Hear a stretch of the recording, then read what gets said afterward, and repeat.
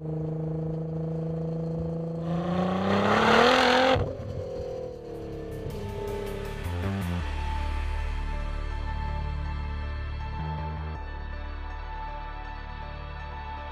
season on Tuned, we drove the Switzer E900 Cornzilla GTR. There were, of course, some issues that came along with the ridiculous amount of horsepower that thing made. Mainly that it only ran on ethanol, so you had to bring your own fueling station with you, and the transmission, through its upgrades, was a little chattery and not exactly what we wanted for daily use. Now, there's almost nothing better than when either a manufacturer or a tuner listens to its customers and upgrades cars accordingly.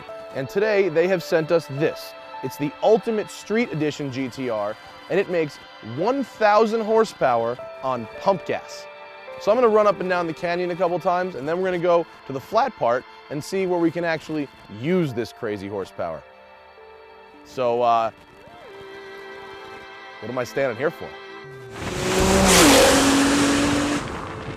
There's nothing really that says complete build like one of Schweitzer's GTR packages. I mean, you get a completely new engine with forged rods, pistons, crank, new cams, new seals, all new cooling equipment, trans and diff equipment, new clutches. I mean, so this car, although it's a 2009, all the running gear is basically brand new. So it's sort of like having a new car.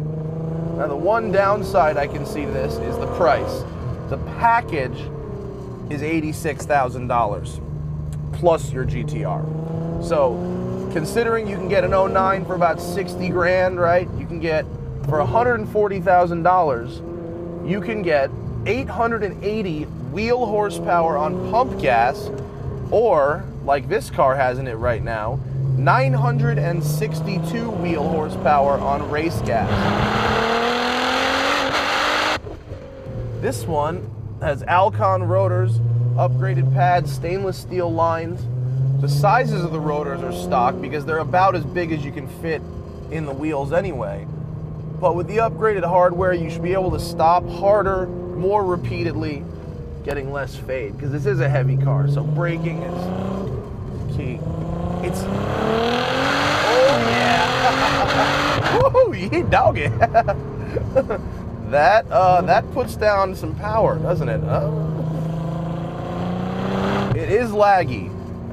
It's probably, you know, it feels a little faster than stock below 4,000 RPM, but above 4,000 RPM, it's not an amazing sound from in the cabin. Oh yeah! Wow. The back dances around, but the front keeps you in line.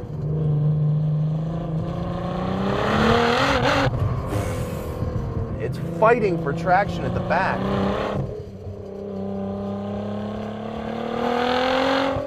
Nobody will really accuse a flat black Switzer GTR of not looking cool, but when I saw the exhaust tips, I said, something's not right about that. They stick too far out. And then I asked why they stick that far out. It's because when the car shoots fire, you don't want to burn the bumper. And all of a sudden, it makes sense. Now, traction, suspension, and diff are all in R mode. So when I hit it, even if the rear's brake traction, it shouldn't cut power. And it doesn't. It doesn't. The owner says he got 19 miles per gallon driving this car down to LA for me from San Francisco. But if the fuel gauge is believed, that in 3 runs up and down the canyon, I have used a quarter of a tank. Sorry.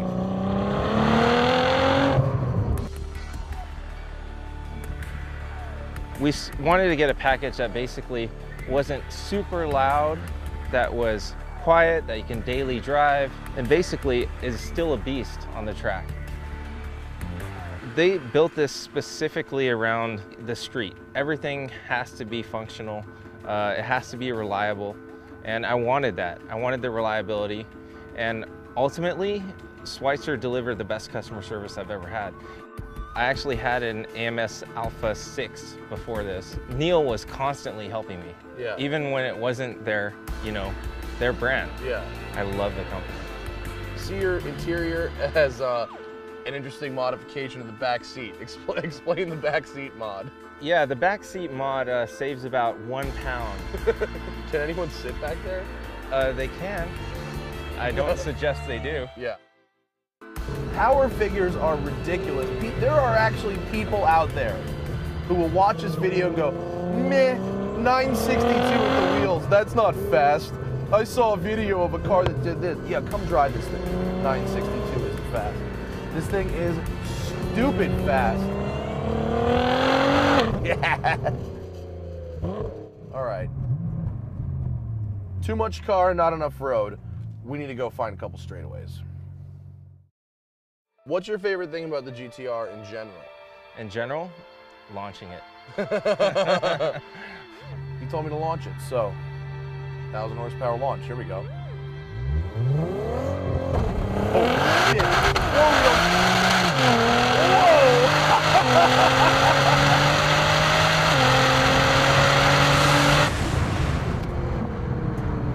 Whoa! Wow, whoa, whoa, whoa.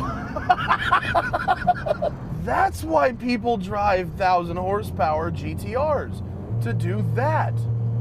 All right, well, the launch is properly crazy. Let's see what happens when I have grip onto a second gear roll on here.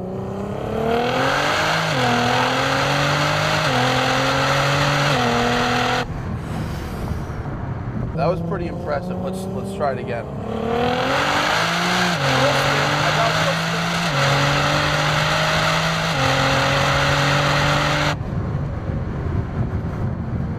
I'm not going to tell you how fast that was, because even though this road belongs to us, trust me, you don't want to know. But damn. How about a first gear roll on?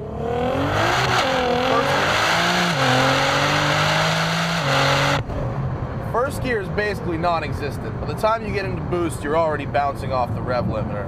All right, how about a roll on from third gear, 3,000 RPM? Flat, it's going now.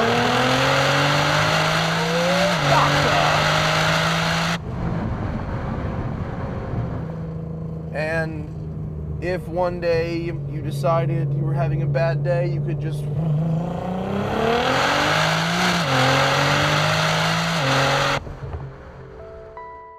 We ended a gas station here in Camarillo where we remember the true beauty of this car. The last time we drove a Switzer car, we had to carry jugs of ethanol just to get the thing home. But we're here with a regular pump. And after driving around all day, doing pulls, running canyons, I'm gonna fill this thing up with 91 octane, and these guys are gonna get in it and drive it back to San Francisco. It doesn't have race gas, just pumps, so they're only gonna have 880 wheel horsepower instead of the 962 I've been able to play with all day. 20 years ago, this kind of power would have required a race team, a trailer, who even knows? And now he can just get in it, type in his home address, fill it with pump gas, turn on the radio, turn on the air conditioning, and he's home just like that. It's the best thing ever. I'd like to thank Justin for bringing me his car today and Neil Switzer for building it, something so completely ridiculous and still somehow usable. And until next time, for our season finale on Tuned, I'm Matt Farah. Follow me at The Smoking Tire on Twitter. Buy these shirts, driveshirts.com. I'm done.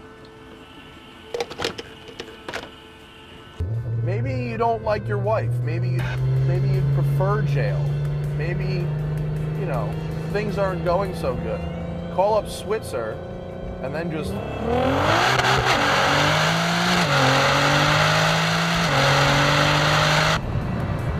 jail, four-wheel burnout, straight to jail. Look at the accelerometer graph. Wow.